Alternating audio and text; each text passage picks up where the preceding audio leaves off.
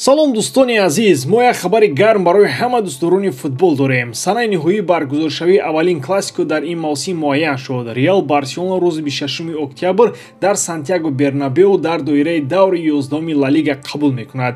Ин бозӣ соати 22:00 ба вақти Москва оғоз мешавад. Дар даври дуюм бозӣ байни мадридиён ва каталониён дар даври 35-ум баргузор мешавад, ки пешакӣ санаи 11 май муайян шудааст. Фаромӯш накунед ки ба канали мо обуна шавед то дигар хабарҳоро аз даст надиҳед. Ҳоло мо чанд рӯйдоди дигари шавқҳоро муҳокима мекунем. Агар тайёр бошед, пас сар мекунем. давраи бозиҳои моҳи сентябр дар чемпионати Испания қариб бе ист мегузарад. Барселона дар доираи даври ҳафтум дар майдони худ Хетаферо қабул мекунад. Каталониё суръатро баланд бардошта дар ҳамаи бозиҳо дар мусобиқаи ҷорӣ пирӯз шуданд. Аммо мушкилӣ дар инҷост. Барса бар асари ҷароҳат муддати тӯлонӣ дарвозабони асосии худ Тер Штегенро аз даст доданд. ҳанӯз маълум нест ки набудани капитан чӣ гуна ба шанси ғолибияти унвони Барса таъсир мерасонад. оё шогирдони Ханси Флик метавонанд дар бозии ҳафтуми худ дар Ла Лига пирӯз шаванд? Тамошои рақобатро бо 1x ҷолибтар гардонед. ин ширкат чандин сари сол мешавад ки кору фаъолият дорад ва беҳтарин шароитҳоро фароҳам меорад. танҳо дар мо ва танҳо барои шумо мо промо тайёр кардем бо номи AMG 0777 ки шумо метавонед дар вақти регистратсия кардан дар аввалин пардохти худ то ҳаҷми 8000 сомонӣ бонус ба даст доред. ссилкаи зарурӣ дар комментарияи ин видео. дар бозии пуршиддати даври ҳафтуми Ла Лига дастаи Реал Мадрид бо ҳисоби 3-2 бар дастаи Алавес ғалаба кард. аллакай дар дақиқаи аввал ҳимоятгари Реал Лукас Васкес бо паси Винисиус Жуниор ҳисобро кушод. баъдан дар дақиқаи 40 ҳамлагар Килиан Мбаппе бо паси Ҷуд Беллингем ҳисобро 2-0 ба фоидаи Реал кард. дар дақиқаи 48 Родриго ҳисоби бозиро 3-0 кард пас аз паси Васкес. аммо Алавес таслим нашуд. дар дақиқаи 85 Карлос Бенавидес як гол зад ва дар дақиқаи 86 Кики Гарсия ҳисоби бозиро 3-2 намуд. бо вуҷуди фишори охирин Реал ғалабаро нигоҳ дошт ва 17 гол ба даст оварда дар ҷои дуюми ҷадвал қарор гирифт. Барселона бо 18 гол ва як бозии камтар дар ҷои аввал аст. ин ғалаба панҷумин пайдарпар барои дастаи Карло Анчелоти шуд, ки қаблан бар Бетис, Реал Сосидад, Штутгарт ва Испаньол ғалаба карда буданд. ғалаба бар Алавес инчунин ба Карло Анчелоти имкон дод, ки рекорди Ла Лигаро гузорад. Реал дар чемпионати Испания дар давоми 39 бозӣ мағлуб нашудааст, ки ин рекорди Алберто Ормачеро, ки дастаи Реал Сосидад дар давоми 38 бозӣ мағлуб нашуда буд, шикаст дод. аммо рекорд барои тӯлонитарин силсилаи бемағлубият дар Ла Лига ба Барселона тааллуқ дорад, ки дар давоми 43 бозӣ аз соли 2017 то 2018 мағлуб нашуда буданд. бо вуҷуди ғалаба Реал баъзе мушкилот дошт. Килиан Мбаппе, ки як гол зад, дар пои чапаш нороҳатӣ ҳис кард ва дар дақиқаи 80 иваз шуд. ба гуфти журналист Хосе Луис Санчес, Мбаппе дар рӯзҳои наздик ташхис мешавад.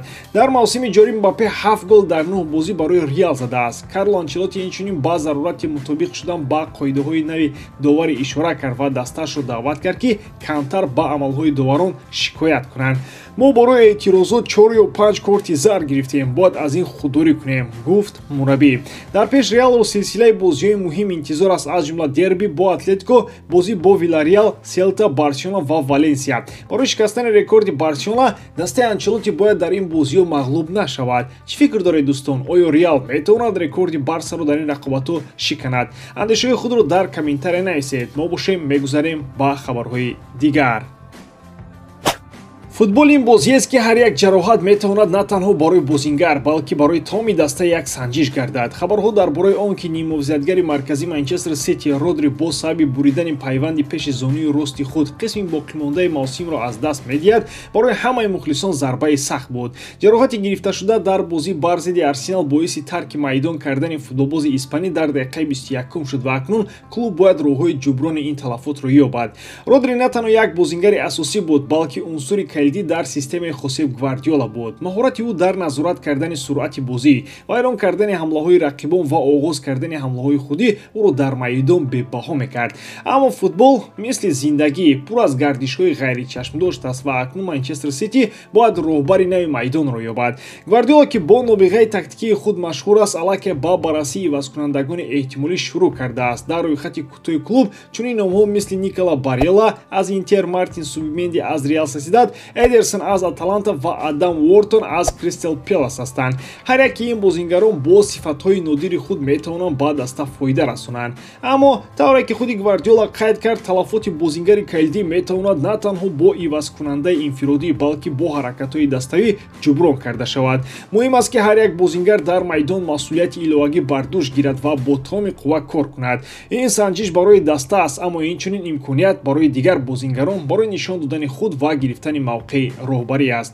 Арзиши бозории Родри мувофиқи трансфермарк 130 миллион аст ва шартномаи ӯ то тобистони соли 2027 ҳисоб карда шудааст. Ин аҳамияти ӯро барои клуб таъқиб мекунад ва вазъиятро бозам мураккабтар менамояд. Аммо дар футбол мисли зиндагии ҳар як мушкилӣ ин имконият барои рушд ва пешравӣ аст. Барои Родри ин вақт барои барқароршавӣ ва баргаштан ба беҳтарин шакли худӣ аст. Барои Манчестер Сити ин имкониятест ки нишон диҳад ки даста метавонад бо ҳар гуна душвориҳо мубориза барад ва барои ҳадафҳои баланд низ мубориза бурда тавонад.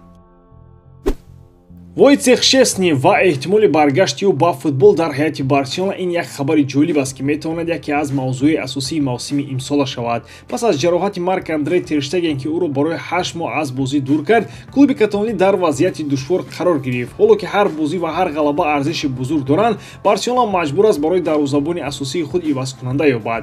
Войцех Шесни ки тобистони имсол фаъолияти худро анҷом дода буд, яке аз ҳадафҳои асосии Барселона шудааст. Ханси Флик ва Деку ба имзои ӯ исрор дорам ва ин тааҷҷубовар нест. Шесни танҳо як дарвозабони таҷрибадор нест, балки шахсест ки борҳо дар сатҳи баланд қобилияти худро исбот кардааст. бозии ӯ дар Ювентус ва тими миллии Полша аз ӯ таъссуроти мусбат боқӣ гузоштааст. ҷолиб аст ки Шесни новобаста аз эълони анҷоми фаъолияти худ имкони баргаштан ба майдонро баррасӣ мекунад. яке аз омилҳое ки ӯро метавонад ба ин қарор барад, нуфуз ва ҳадафҳои Барселона мебошад. клубе ки таърихи бой ва ҳадафҳои бузург дорад, ба дарвозабони боэътимод низ ниёз дорад ва Шесни метавонад он шахсе бошад ки ба даста кӯмак карда то каталониҳо давраи душворро паси сар намоянд. Аммо Барселона вариантҳои дигарро низ баррасӣ мекунад, аз ҷумла дарвозабони пешини Реал Кейлл Навасро.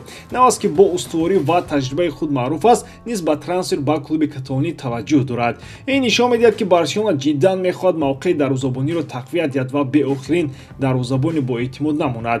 Ба гуфти инсайдер Фабрицио Романо, Барселона аллакай бо агенти ЦА Стеллар ки намояндаи Шесни мебошад, тамос гирифтааст то шароити эҳтимолии шартномаро муҳокима кунанд. ин як қадамест ки ҷиддияти нияти клубро нишон медиҳад. албатта ҳоло гуфтан барвақт аст ки натиҷаҳои музокирот чӣ гуна хоҳанд буд, аммо худи воқеияти таваҷҷӯҳ ва оғози гуфтугӯё аллакай як қадами муҳим аст. агар трансфери Войцех Шесни ба Барселона амалӣ шавад, ин на танҳо як рӯйдоди муҳим барои клуб хоҳад буд, балки як намунаи илҳомбахш барои бисёр футболбозон низ хоҳад шуд.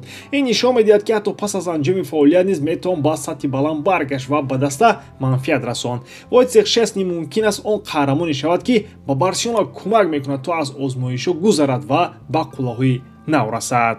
ба ҳамин тамом бори дарам ки эҷодкории ман ба шумо писанд меояд. лайк, комментария ва дар канал обуна шуданро аз ёд набароред. бо шумо мисли ҳар вақта Муҳаммад Гайров. хай бародарон, дар паноҳи Аллоҳ.